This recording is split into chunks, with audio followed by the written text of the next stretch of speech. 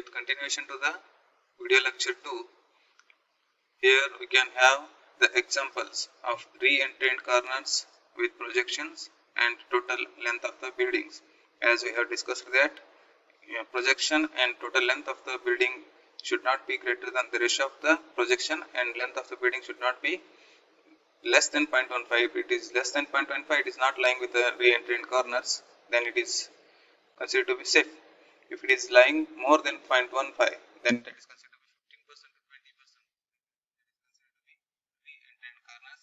You can have different shape of the buildings over here. And again, other content we have discussed that the floor diaphragm discontinuities. Diaphragm discontinuity is considered to be providing an opening in the slabs. Slab is considered whether it is providing with the vertical or horizontal. And here this opening of the diaphragm should not be more than 50% when it is lying in the center of the diaphragm, or when the opening is lying with adjacent to any one of the side of the diaphragm, then that is considered to be should not be more than 10%. If this 10% and 50% of the diaphragm's system is provided in a particular building, then that is considered to be discontinuity in diaphragms. And again, out of plane and in plane structures we have considered for vertical load resisting elements. This vertical load resisting elements is out of plane. That means when the earthquake force is direction to this one, we can have the diagram. The earthquake force is in this direction. That means this particular column is safe in this way.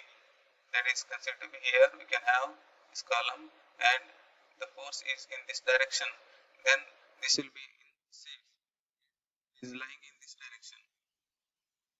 If it is lying in this direction, that is considered to be y, and this is considered to be x direction. This y direction force is not capable to having by this column, and this x direction force is capable to having a good strength by this column.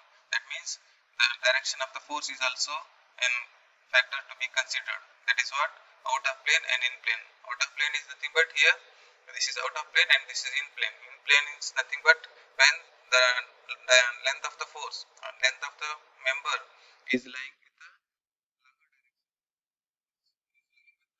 longer direction of the member, that is considered to be in plane, and the force lying with the shorter direction of the member is considered to be out of plane.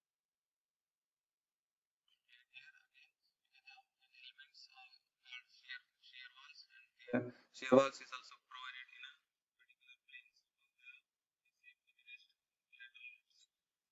And we are remaining with stiffness irregularity in soft stories. As the code provides, the soft story should not be less than or more than the particular recommended values. The soft story is one in which the lateral stiffness is less than 70% of that in the story above, or whenever you are considering a story above, the less than 80% of the average lateral stiffness of the 3 stories above. Whenever you are considering 3 stories, you may have to consider the number of 80%, or else you may have to consider 70% when you are considering only for one floor. And here the stiffness irregularity is considered to be extremely soft story, when that is considered to be which the lateral stiffness is less than 60% of that in the story above, or we may have to consider 3 stories, that is considered to be 70%. The code is given within particular diagrams. Whenever you are considering an ith floor, let's say consider one floor, that is considered to be ith floor. In that ith floor, it is considered I plus 1, that is upper floor of that particular considered floor. That floor should be greater than I plus 2, that is one of the another plus 2, ith and 1 and 2, these floors. And this floor is considered to be heavy. Here you can see this mechanism. Ith floor is recommended, or ith floor is a consideration part, and from consideration part or recommend in this part, it is considered to be I plus 1 which is greater than I plus 2, or else we have to consider ith floor should be less than I plus 1 floor, and that is if that is the stiffness in particular floors. And here we can have an observation that we don't have any infills, and again here we have considered the I, and here we don't have any infills again. I floor here, and we don't have any infill wall in this structure, and it means it should be less as compared to adjacent floors. Again, this is I and this is I plus 1 floor.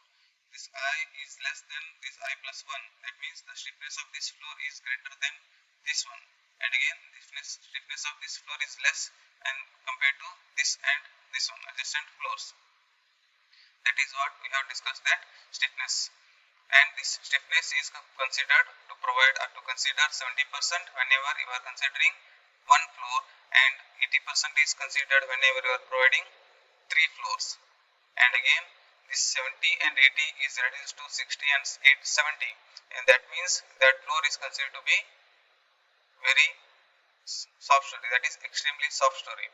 That we can have an example that stills will fall under this category, that is steel beddings. You can have this diagram, and here in this ith floor, the considered floor is recommended with or denoted with I, and it is I plus 1, and this ith floor is less stiff as compared to this one. And again, here we have infill structures, and here we don't have infill structures. This infill structure is considered to be less stiff as compared to this one. The same structure we can have here, K1, K2, K3, Kn minus 1, that is provided with the numbers. And soft story is considered to be the considered floor is less than 0.70% of the adjacent floor, that is considered to be one of the factor. Another, if you are considering ith floor is greater than 80%, then you may have to consider the average of 3 adjacent upper floors. That is what we can have the soft stories, and these